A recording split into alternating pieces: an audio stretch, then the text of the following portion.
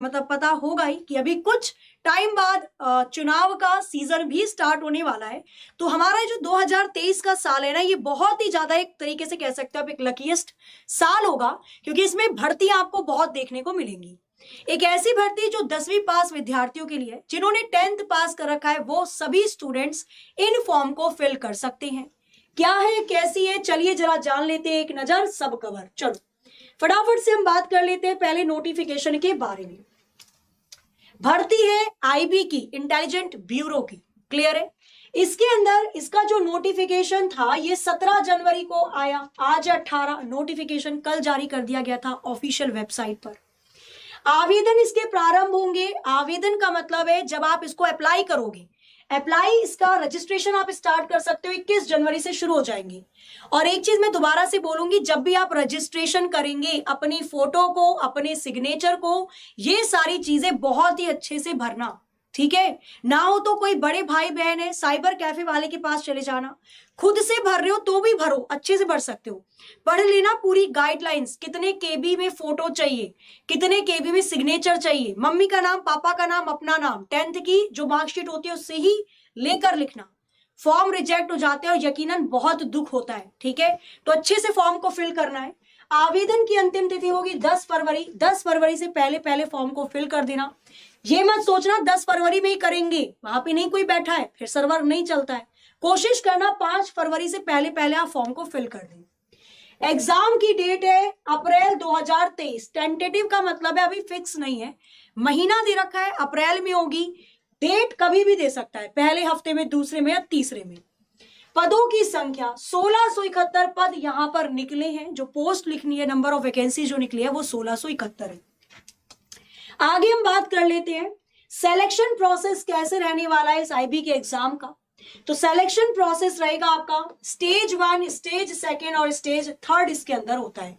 3 stage में आप ये जो पद है आईबी का, जो आप एग्जाम निकालोगे, इनके लिए 3 पड़ाव आपको पार करने पड़ेंगे। बढ़िया जॉब है, रेप्यूटेटिव जॉब है, और क्या ही चाहिए। सबसे अच्छी बात इसका तो वो भी नहीं दिखाता लास्ट में कि एग्जाम कौन सा आया था, डिक्लेयर ही नहीं करता है आईबी वाले, आप देख लो चाहे प्रीवियस ईयर कहीं से भी उठाकर। तो स्टेज 1 में होगा सीबी, कंप्यूटर बेस्ड एग्जाम आप लोगों का होगा, ठीक है। क्या क्या इसके अंदर आता है आगे मैं आपको बताऊंगी। स्टेज 2 में पेपर पहला डिस्क्रिप्टिव होता है, जिसमें आपको लेटर लिखना होता है। पेपर 2 स्पोकन एबिलिटी होती है, आपकी स्पोकन बोलने की चीजों को देखा जाता है, चेक किया जाता है कि भाई आप किस तरीके से चीजों को बोल रहे हो, प्रेजेंट कर रहे हो। स्टेज 3 इंटरव्यू होता है, पर्सनैलिटी टेस्ट होता है, भाई पर्सनैलिटी कैसी है। जैसे आपने एनडीए के एग्जाम को देखा होगा, एनडीए का एग्जाम होता है, ठीक है, लास्ट में 7 दिन तक क्या होता है, आपको भेजा जाता है, आप एक तरीके से कैद रहते हो और वहां पर आपकी सारी एक्टिविटी चेक की जाती है। हालांकि उतना कठिन तो नहीं है ये। यहाँ पर इंटरव्यू होगा 1 ही दिन का, पर्सनैलिटी टेस्ट होता है। 3 स्टेज के बाद आप आईबी में लग जाओगे। आयु सीमा की अगर हम बात करते हैं तो SAEXC और MTS, या मैं आईबी की बात करती हूँ, दोनों में सेम ही आयु सीमा होगी। 18 से 25 साल तक की अगर आपकी आयु है तो आप इस फॉर्म को फिल कर सकते हैं। अगर आप ऐसे और मतलब एक्स सर्विसमैन के अंदर आते हो या अन्य अगर मैं बात करती हूँ SAEXC पद की बात करते हैं, तो 18 से 27 साल तक की अगर आपकी आयु है तो आप इस पद को भर सकते हैं। ये SSC MTS वाला है, ठीक है। अनुसूचित जाति और अनुसूचित जनजाति के लिए 5 वर्ष की छूट है, मतलब 25 में 5 वर्ष जोड़ लेना, वो 30 आयु तक के फॉर्म को फिल कर सकते हैं, 30 आयु तक के बच्चे।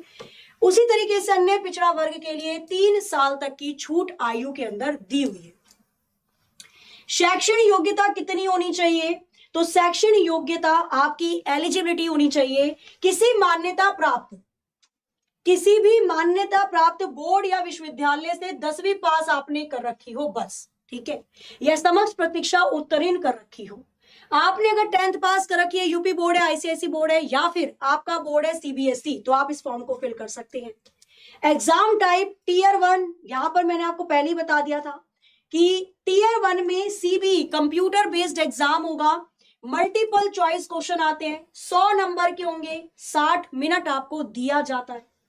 Tier 2 में डिस्क्रिप्टिव होता है, 40 नंबर का, 60 मिनट आपको दिया जाता है।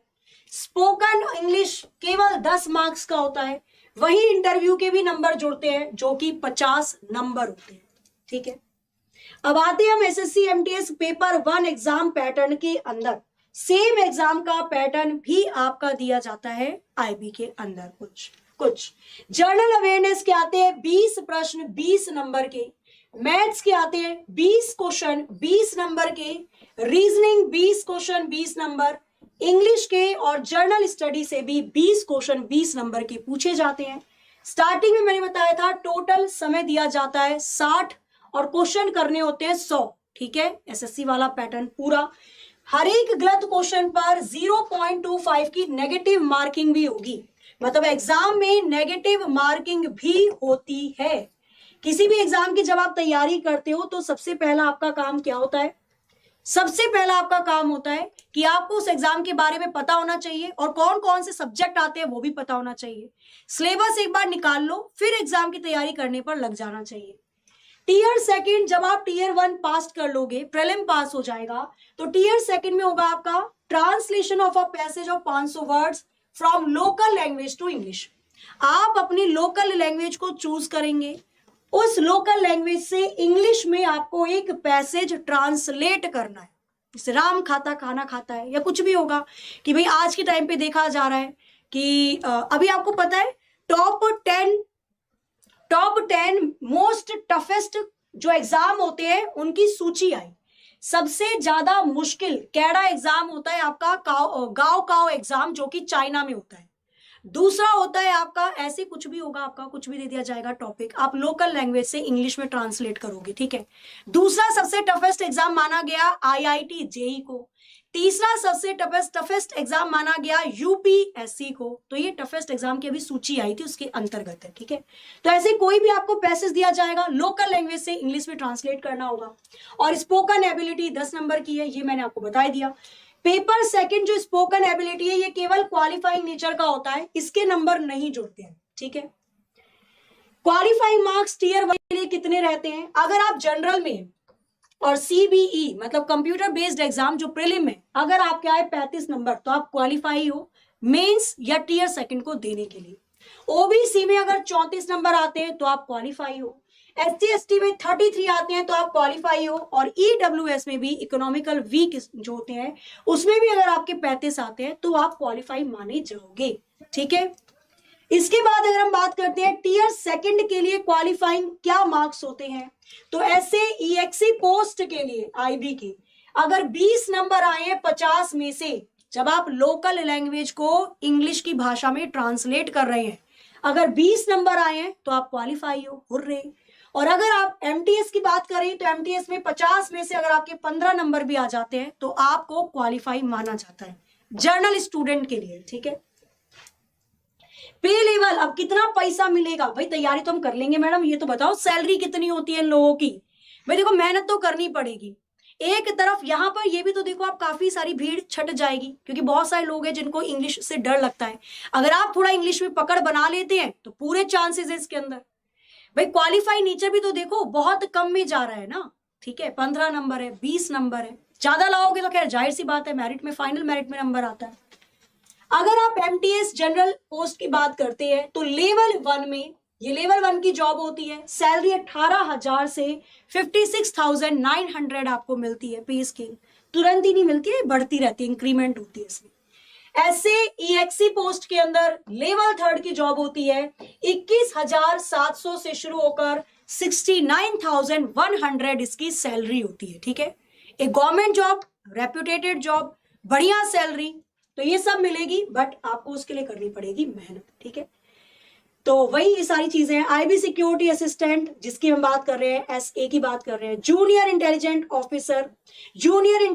ऑफिसर, ये ग्रेड पे सबके दे रखे हैं। ग्रेड पे होता है सिक्योरिटी असिस्टेंट का 2,000, लगभग 20,000 के आसपास सैलरी हो जाएगी। जूनियर इंटेलिजेंट ऑफिसर जो होते हैं आईबी में, उनका 2400 ग्रेड पे होता है।